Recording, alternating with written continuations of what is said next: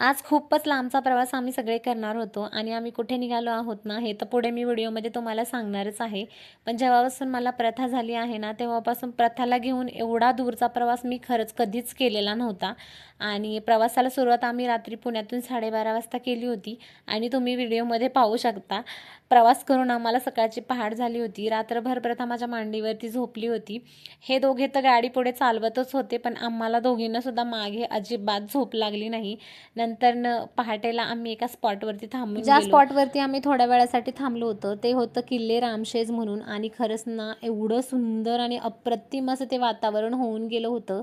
सकाळची ती वेळ आणि सकाळचे 7 वाजले होते. खूप फ्रेश असं फील आम्हाला झालं. मस्त आम्ही फ्रेश होऊन घेतलं आणि प्रथाचे पप्पा आणि प्रथा ते तर इकडे तिकडेच फिरत होते, कारण गाडीमध्ये प्रवासाने पाय एवढे अखडले गेले होते. लांब लांबपर्यंत खायला तर आम्हाला कुठे काही दिसलं नाही, कारण खूपच घाटाघाटाचा असा तो रोड होता. मेनली आम्ही कुठे निघालो आहोत हे तर मी तुम्हाला सांगायचं विसरूनच गेले. आम्ही निघालो आहोत सुरतला जाण्यासाठी. आमच्या गावाकडच्या शॉपसाठी साड्यांचा माल आम्हाला भरायचा होता. त्याच्याच खरेदीसाठी आम्ही इकडे निघालो होतो. जाता जाता पावसाने सुद्धा हजेरी लावली आणि पाऊस झाल्यानंतर ह्या क्लायमेटला तर नुसते 4 चांद असे लागून गेले होते. खूपच वळणावळणाचा आणि घाटाचा हा रोड होता आणि मालगाड्या सोडून तुम्हाला तिथे काहीही पाहायला मिळणार नव्हतं. दुष्काळात 13वा महिना म्हणून आमची गाडीसुद्धा पंक्चर झाली. हे दोघे स्टेफनी चेंज करत होते. तोपर्यंत आम्ही छान असा फोटो सेशन करून घेतला आणि छान अशी सिनरी एन्जॉय केली. नंतर आम्ही पुन्हा प्रवासाला सुरुवात केली आणि इकडे फक्त आणि फक्त भाताची शेती पाहायला मिळाली. जाताना लीक झालेला सिलेंडरचा ट्रकसुद्धा पाहायला मिळाला. प्रथाचं तर चुरुमुरू चुरुमुरू खायचं चालूच होतं.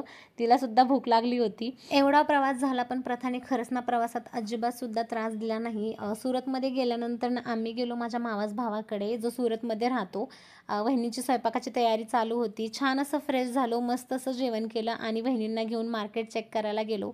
आज आम्ही जाऊन थोडेसे शॉप्स वगैरे पाहणार होतो आणि खरेदी तर आम्ही दुसऱ्या दिवशीच करणार होतो. गेल्यानंतर मार्केटमध्ये प्रथाने माझ्या मांडीवरती झोपून घेतलं आणि खूपच वेगवेगळ्या फॅब्रिकच्या, खूप वेस्टर्न, फॅन्सी, ट्रॅडिशनल, म्हणजे तुम्हाला हव्या असेल इतक्या सुंदर सुंदर आणि वेगवेगळ्या व्हरायटीच्या साड्या तिथे पाहायला मिळाल्या.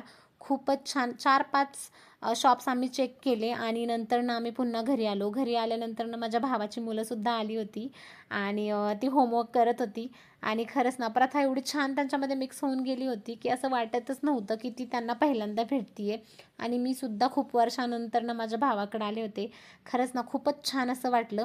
आजच्या ब्लॉगमध्ये एवढंच. पुढचा ब्लॉग पाहायला मात्र विसरू नका. तोपर्यंत चलो बाय.